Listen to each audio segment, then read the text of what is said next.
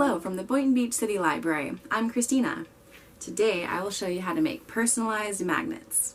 These will look great on a refrigerator or make a nice gift. I will also show you how to use the same technique to add a personal touch to the bottom of a wine glass. Supplies include scrapbook paper with a fun print, glass marbles with a flat back, also known as cabochons, magnets, hot glue gun, scissors, pencil, foam brush, and paper, mat, and Mod Podge. For the wine glass, you'll need Dishwasher safe Mod Podge and an alcohol pad to clean the surface. You'll also need a container to hold your Mod Podge while you're using it. I'll be using a painter's palette. Let's get started. First, center the marble over a specific image on the craft paper and trace a circle. Cut out the circle and stay on the inside of your pencil mark. Apply a layer of Mod Podge to the paper and press it to the marble.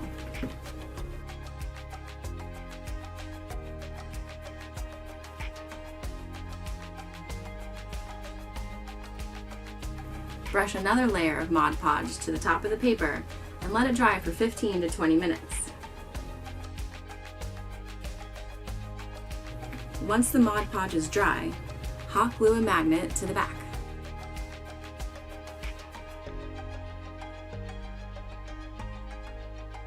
Use this same technique to add decoration to a glass with a dishwasher safe Mod Podge.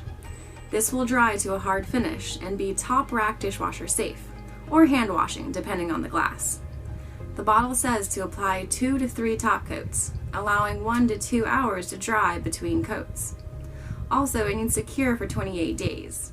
Don't let all your wine glasses get caught up in this craft at one time. This wine glass has a lip around the edge. Cut a small paper circle to make sure it sits inside that lip. Clean the surface with alcohol. Apply a layer of Mod Podge to the glass and to the surface of the paper.